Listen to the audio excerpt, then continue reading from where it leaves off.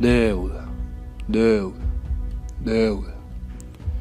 Todos hablan de la deuda, pero ¿realmente sabemos qué es la deuda externa?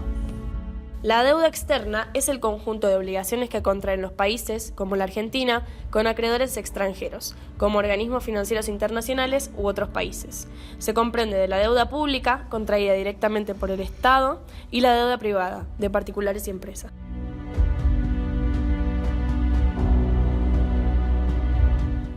La deuda externa argentina se originó en el año 1824 durante la presidencia de Bernardino Rivadavia, quien solicitó el primer préstamo a la compañía londinense Baring Brothers por 1 millón de libras, de las cuales solo llegaron a la Argentina 552.000, ya que fueron descontadas 2 años de intereses, 1 año de amortizaciones, comisiones y el viaje de los negociadores. Este dinero iba a ser destinado para la creación de 3 ciudades y la instalación de cloacas. Finalmente se utilizó para la guerra contra el Brasil. La Argentina decide interrumpir el pago de la deuda, entrando así en una etapa de default que duró hasta 1842. Default o cesación de pagos es el estado en el que se encuentra un deudor por el incumplimiento del pago a sus acreedores. Se dice que entre esos años, la Argentina intentó pagar la deuda entregando las Islas Malvinas, ocupadas previamente por los ingleses en 1832.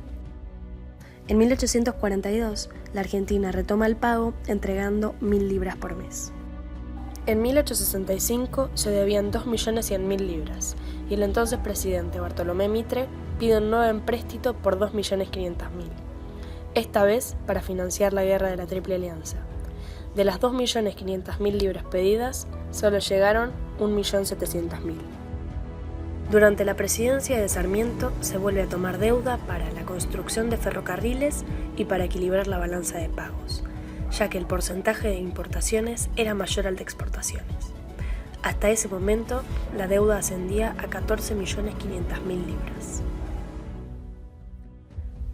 Esta deuda acumulada llegó a decir al presidente Nicolás Avellaneda que, si era necesario, pagaríamos toda la deuda, con sangre, sudor y lágrimas de todos los argentinos, pero se pagaría. Por supuesto que no dijo, como pasa con todas las deudas, que la pagaría el pueblo. El general Julio Argentino Roca vuelve a tomar nueva deuda durante su presidencia y promueve el libre cambio. Lo sucedió en el cargo Juárez Celman, con quien el Estado argentino ingresa en cesación de pagos, nuevamente por 4 años. La crisis ocasionó la quiebra del Banco Nacional y la renuncia del presidente. Lo continuó en la presidencia Carlos Pellegrini, quien recibe un país con una deuda externa de 71 millones de libras esterlinas. La deuda se cancela en su totalidad en el año 1904, con la presidencia de Manuel Quintana, quien antes y después de ser presidente de la República fue abogado principal del Banco de Londres en el Río de la Plata.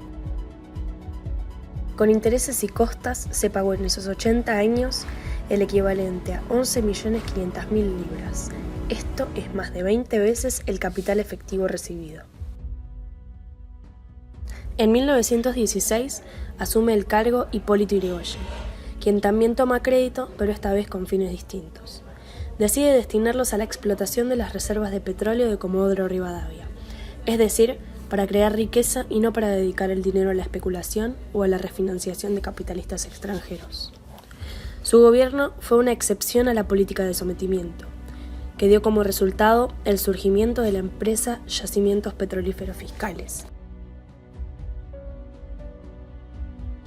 En 1932, Marcelo Torcuato de Alvear asume con un proyecto económico muy distinto al de Yrigoyen y retoma la tradición de sometimiento extranjero. Un año más tarde, con la presidencia de Agustín Pedro Justo, nacen presiones provenientes de Gran Bretaña y se firma el Tratado Roca-Runciman, donde Argentina accede a una serie de imposiciones británicas, como destinar los ingresos de las exportaciones al pago de la deuda. Esta situación desencadenó los dichos de Lisandro de la Torre. No podría decirse que la Argentina se haya convertido en un dominio británico, porque Inglaterra no se toma la libertad de imponer a sus dominios semejante humillación. Inglaterra tiene por esas comunidades de su imperio más respeto que por el gobierno argentino. La década infame. A mediados de los años 30 se produce un avance político y económico por parte de los Estados Unidos y Gran Bretaña, aliados en la guerra sobre la Argentina, con el objetivo de sumarla a su círculo de influencia. Mientras tanto, la década no cedía, manteniéndose durante años a niveles constantes. La Revolución de 1943 da fin a la década infame y hace sobresalir la imagen de Juan Domingo Perón, quien va a ser electo en el año 1946 impulsando políticas de nacionalización, aplicadas en el Banco Central, ferrocarriles y empresas de gas y telefonía. Tras la creación del FMI, Fondo Monetario Internacional, en 1945, Argentina decide no adherirse con el fin de tener una política económica independiente. Esto produjo un bloqueo económico por parte de Estados Unidos. En 1948, Perón paga 12.700 millones de pesos y pone fin al endeudamiento externo argentino. Llamamos a los embajadores y dijimos, no señores, esto no puede ser así. Nosotros tenemos una deuda de 3.500 millones de dólares que queremos repatriar, entonces comiencen ustedes por rebajarnos de esa deuda los 1.500 que nos deben. Esto dicho así en conjunto, claro, esto eran gestiones individuales con los embajadores. Lo curioso era que no querían cobrar, claro, no se querían perder el negocio, es una cosa natural. Bueno, al final yo les dijo, bueno señores, si ustedes no quieren cobrar, allá ustedes, nosotros ya lo descontamos y lo damos por pago, si ustedes no lo quieren cobrar, ya es cuestión de ustedes. Bueno, al final cobraron. Nosotros ya bajamos la deuda externa que nos llevaba 600 millones de dólares, bajamos a casi la mitad y en consecuencia la amortización e intereses bajó en una proporción semejante. El gobierno peronista termina en 1955 ante la Revolución Libertadora, golpe de Estado liderado por Eduardo Lonardi y Pedro Eugenio Aramburu. Este mismo año se levanta el bloqueo económico, iniciando nuevamente el proceso de endeudamiento, con la incorporación al FMI, quien presta al gobierno militar 700 millones de dólares para financiar importaciones.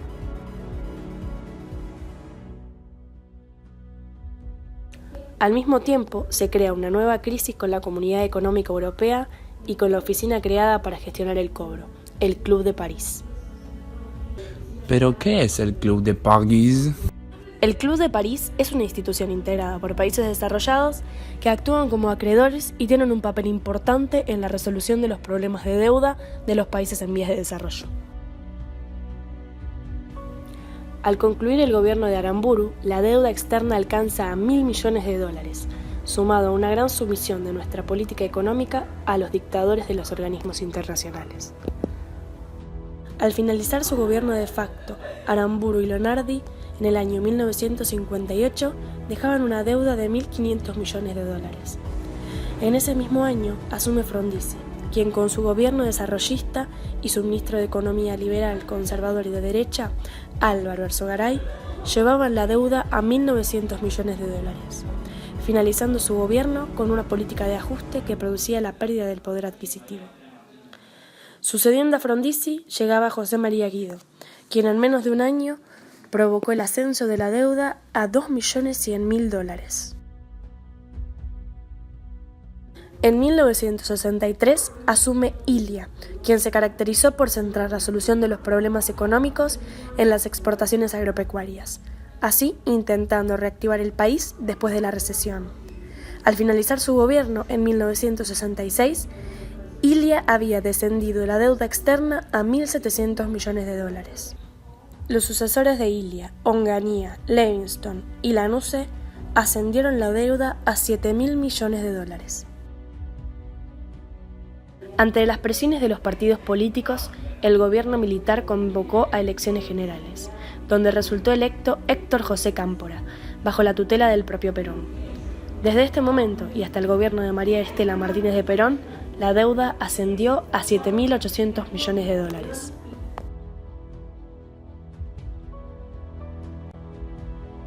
En 1976 cae el gobierno peronista a manos de la dictadura cívico-militar formada por Jorge Rafael Videla, Emilio Eduardo Macera y Orlando Román Agosti. En este periodo, las políticas económicas de Martínez de Hoz, un hombre vinculado con empresas y bancos extranjeros, inauguran un gran ciclo de endeudamiento. Se abre, señores, un nuevo capítulo en la historia económica argentina. Martínez de Hoz congeló sueldos, redujo las retenciones a las exportaciones e hizo caer los ingresos de las familias a un 40%. Durante su gestión se reiniciaron los créditos a organismos internacionales. Durante ese periodo, la Argentina recibió $400 millones provenientes del FMI. El eslogan de la dictadura era: achicar el Estado es agrandar la nación. La respuesta del ministro de Economía a la inflación generada en 1975 fue la famosa tablita, un sistema de devaluaciones preanunciadas que dieron comienzo a la época de la plata dulce y el dame dos. Plata dulce fue la etapa de mayor circulación de dinero y junto al endeudamiento externo trajo muchos beneficios a los grandes grupos económicos. Contraían deuda a tasa muy baja e invertían en la Argentina, donde había tasas muy altas de interés. Con la ganancia obtenida, localmente abonaban la deuda externa y obtenían gran diferencia a su favor. En 1981 asume Galtieri, con Alemán como ministro, quienes junto a Domingo Cavallo, presidente del Banco Central de la República Argentina, devaluó en 35% el valor de la moneda argentina. Esto hizo que los grupos económicos y empresas transnacionales endeudadas en dólares estén al borde de la quiebra. Se instauró el seguro de cambio, con el que las empresas podían disolver sus deudas y se estatizan $17 millones de deuda externa privada. En esta política entraron empresas como el Grupo Macri, Banco Francés, Banco Galicia, Ingenios Ledesma, Molinos Ríos de la Plata, entre otras. Así fue que en menos de 8 años se multiplicó casi 6 veces, llegando a $45.000 millones la deuda externa. El retorno a la democracia, de la mano de Raúl Alfonsín, llegó con una deuda externa acumulada de $44.300 millones. Democracia con la que se vota, pero también democracia con la que se come, con la que se cura y con la que se educa. Durante su gobierno inició una renegociación de intereses que logró bajar. Sin embargo, los altos niveles de inflación hicieron fracasar las políticas económicas de su gobierno, teniendo así que cambiar la gestión de su ministro, Bernardo Greenspun, por la de Juan Vital Zurroil. Para atacar la inflación, se puso en marcha el Plan Austral. Es un plan de reforma profunda de nuestro sistema económico.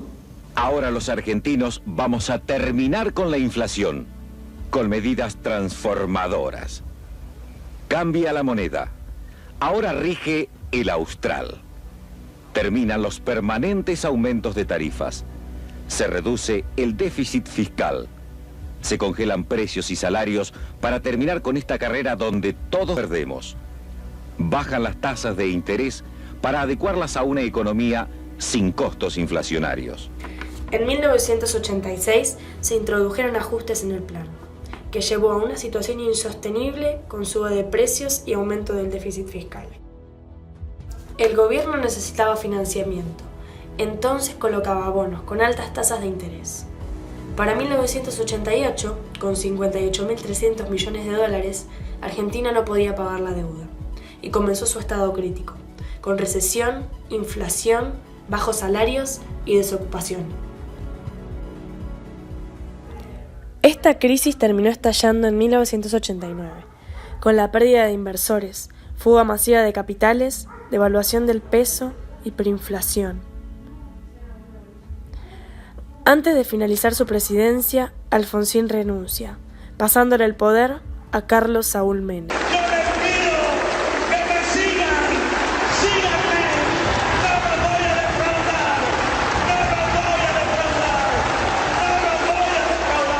Quien recibe el país con $60.000 millones de deuda externa. Durante su administración neoliberal, se implementó un plan impulsado por los grandes bancos norteamericanos, el Plan Brady, que consistía en una renegociación de la deuda, donde la misma pasaba de estar acumulada en los bancos a estar en manos de tenedores individuales.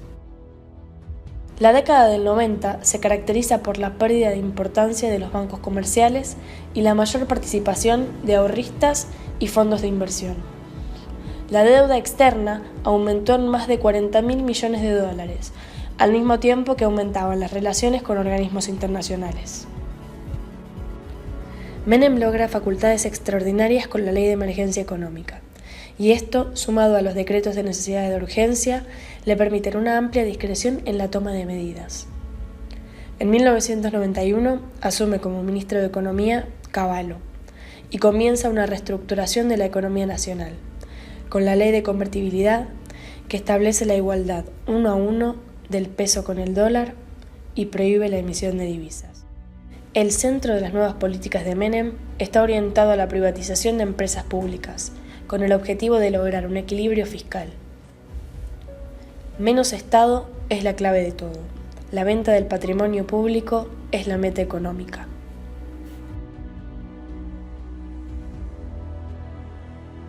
En 1999 asume Fernando de la Rúa, con una enorme deuda producto del plan de convertibilidad.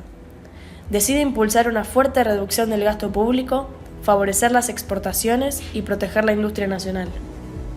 El año 2000 contó con una gran recesión de la economía local, que llevó al déficit fiscal y los mercados comenzaron a desconfiar de la capacidad de la Argentina para pagar sus deudas.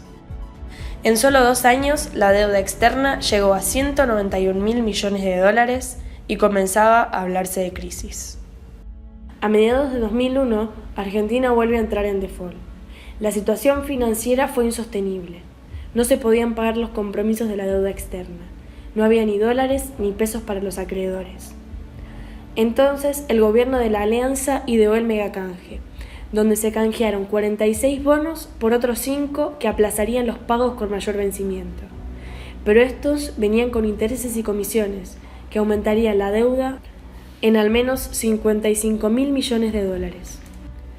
En esa situación, el megacanje agravó la insolvencia en lugar de resolverla, y significó la continuidad de la política de convertibilidad que ya había fracasado. El 1 de diciembre de 2001, Cavallo anunció el corralito. Ha tenido que adoptar una medida transitoria de limitación a la extracción de dinero en efectivo, y solo se podrá hacer durante este periodo de 90 días por cifras de 250 pesos semanales, donde limitó la extracción del dinero en efectivo de los ahorristas, teniendo como consecuencia el comienzo de los saqueos y la declaración del estado de sitio. He decretado el estado de sitio en todo el territorio nacional e informado al Honorable Congreso. La agitación popular y el descontento generalizado culminó con la renuncia de Domingo Cavallo. ¡Cavallo, compadre! ¡La concha de tu madre! Y la famosa salida del gobierno de Fernando de la Rúa.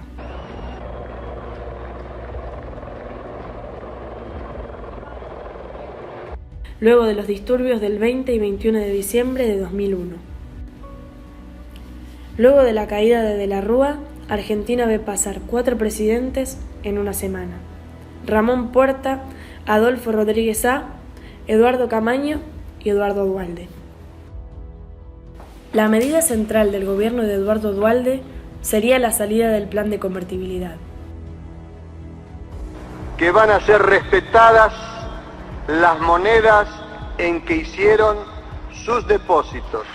Es decir, el que depositó dólares recibirá dólares. Sin embargo, por decreto de necesidad de urgencia, se especificaron créditos y deudas y se dispuso la estatización de parte de la deuda privada de los bancos al compensarles la diferencia entre 1 peso y 1 peso con 40 centavos. En 2003 asumió un nuevo gobierno encabezado por el presidente Néstor Kirchner, con una estrategia destinada a ponerle un punto final al gran problema argentino, pagando la deuda con recursos propios, producto del desarrollo y crecimiento económico. Nuestra deuda en cesación de pagos ha quedado reestructurada como resultado del proceso de canje. Logró negociar una reprogramación de las obligaciones con los organismos financieros multilaterales, en la que se llamó Canje de la Deuda Argentina, con una adhesión del 76% de los acreedores y una quita del 65% del capital. También se canceló la deuda con el FMI, que hasta entonces dictaba el destino de nuestra economía. Hace pocas horas atrás decidimos terminar con esa deuda de 50 años y le dijimos que al Fondo Monetario Internacional basta la deuda externa. La Argentina paga, la Argentina se libera, la Argentina construye su destino, la Argentina empieza a construir su independencia. Así comenzamos un pago de deuda con crecimiento e inclusión social. En 2010, con Cristina Fernández de Kirchner como presidenta, se produce una segunda reestructuración de la deuda, llegando a un 92% de adhesión. El 7% de los acreedores restantes conforman los holdouts o fondos buitres, que compran bonos de deuda de países en crisis a precios muy bajos, especulan con su crecimiento y no aceptan etapas de negociación. Como es el caso de Paul Singer, quien adquirió bonos basura de la Argentina por $48 millones y reclamó cobrar $332 millones.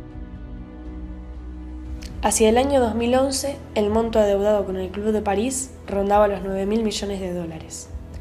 En mayo de 2014, por intermedio de una comitiva enviada a París, encabezada por el ministro de Economía, Axel Kicillof, consiguen un histórico acuerdo para saldar la deuda, en un plazo de 5 años. El Club de París se negoció 7 meses, no 48 horas. Tiene un reglamento, está en la página web del Club de París. Se negocia la parte final presencialmente, no mi persona y un fondo buitre de Paul Singer, sino 19 ministros de los países más importantes del mundo que se quedan toda la noche negociando con el país que tiene que discutir. Todas las negociaciones con el Club de París se hicieron con el Fondo Monetario Internacional. No hay descuentos por estatuto. Esta es la primera negociación contra lo que dijo Clarín, lo que dijo La Nación y los especialistas, que se hizo sin el FMI y se consiguió pagar en cuotas. Lo reconocen todos los ministros del mundo. Se firmó y vinieron $4.500 millones del Banco Mundial que dependían de la aprobación del Club de París. En ese mismo año comenzó el juicio de los fondos buitres, realizado por el juez Tomás Griesa, quien ordenó abonar la deuda contraída con los acreedores extranjeros. Juicio que llegó a un acuerdo en el año 2016.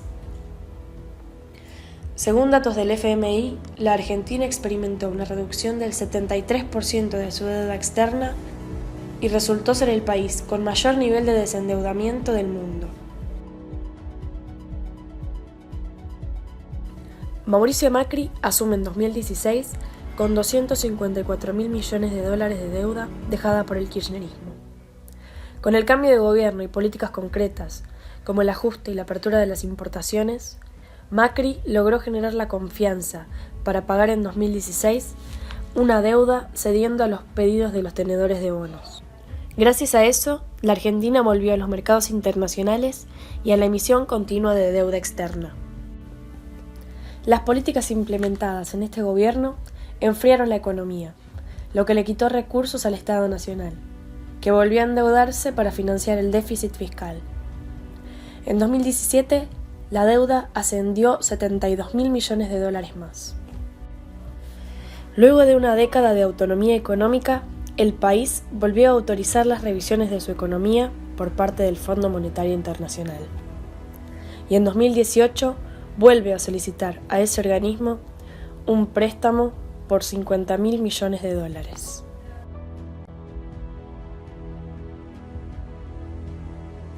Contraer deuda no es malo, si es importante el destino de la misma. La deuda estatal debe ser para actividades productivas, es un mal necesario. Pero bien contratada y gastada no representa un problema. Lo malo es que no siempre es así.